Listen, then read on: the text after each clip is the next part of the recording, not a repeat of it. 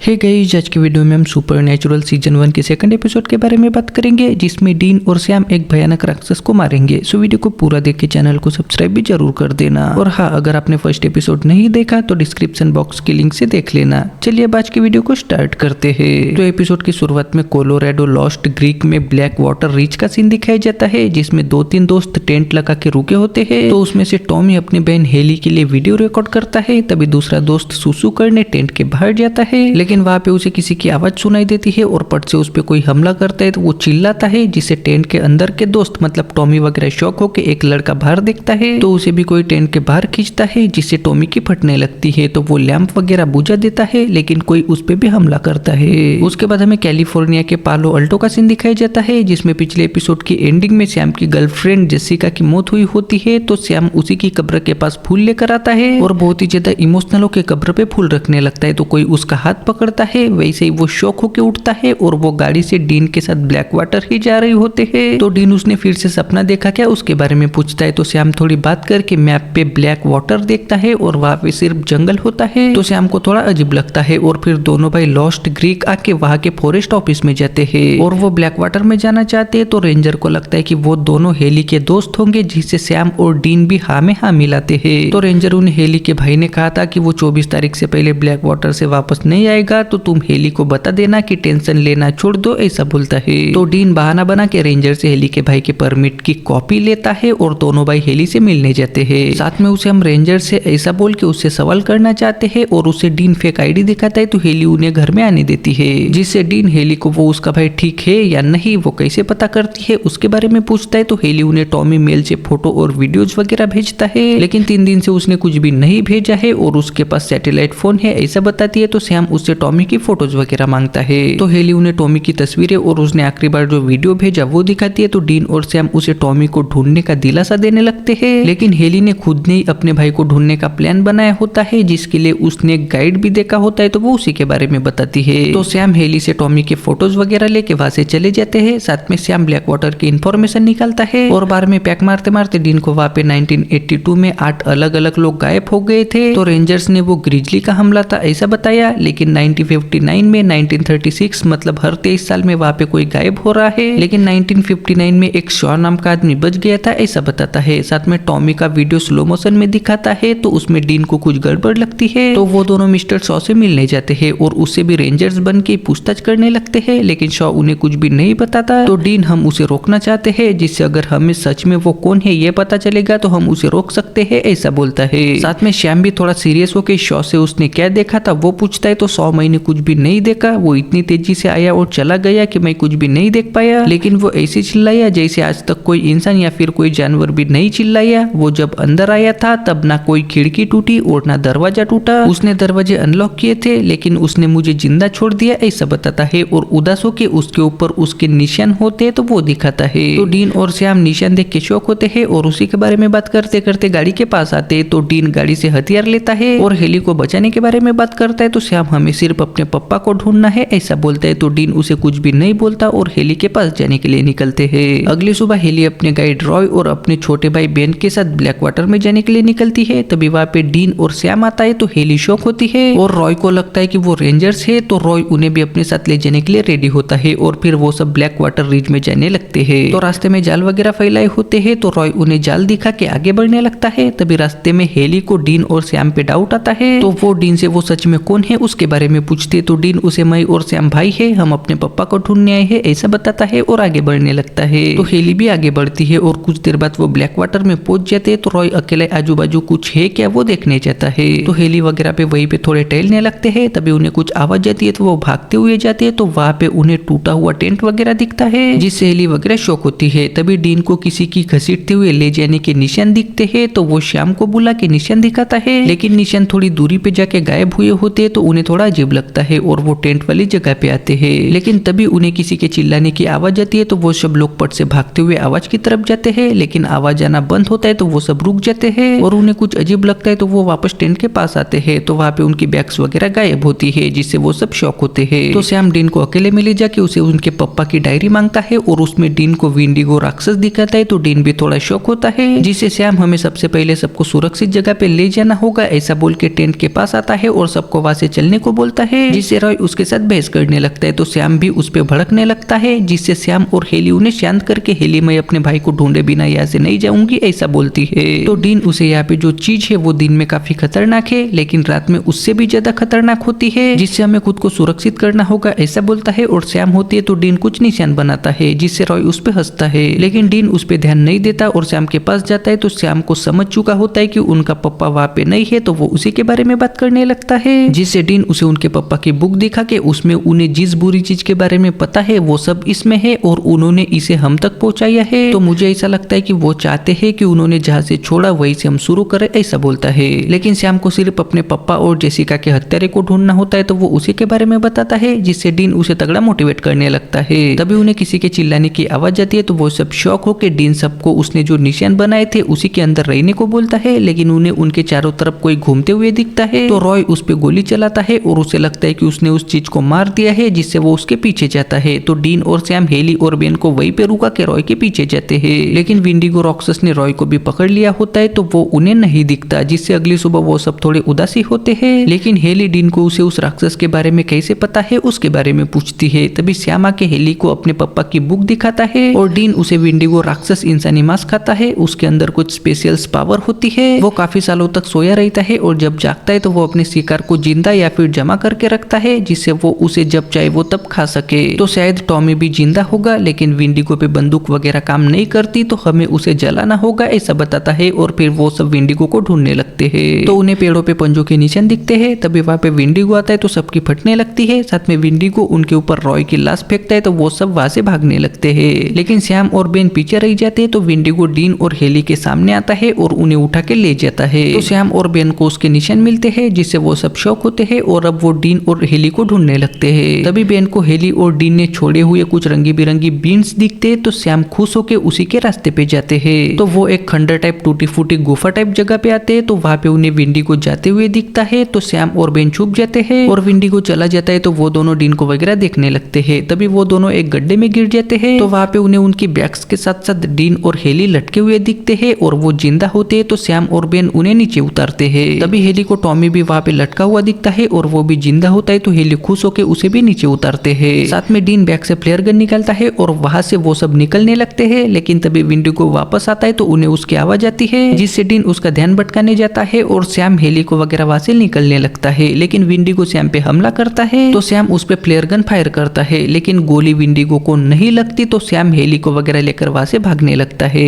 लेकिन विंडिगो उन्हें पकड़ लेता है और उन्हें मारने वाला होता है कि तभी वहां पे डीन आता है और विंडिगो पे फ्लेयर गन चलाता है। तो विंडिगो जल के मर जाता है, जिससे सब खुश होते हैं। और फिर वो सब फॉरेस्ट ऑफिस में जाते हैं, तो वहाँ पे उनसे पूछताछ करते हैं, तो वो उन पे ग्रीजिल ने हमला किया ऐसा ही बताने लगते हैं। और फिर हेली डीन को पप्पी देके अपने भाई बेन और टॉमी के साथ वहां से चली जाती है। तो डीन और श्याम भी वहां से चला जाता है और यहीं पे सेकंड एपिसोड खत्म हो जाता है। सो गाइस, आई होप आपको आज की वीडियो पसंद आई होगी और वीडियो को लाइक करके चैनल को सब्सक्राइब भी जरूर कर देना।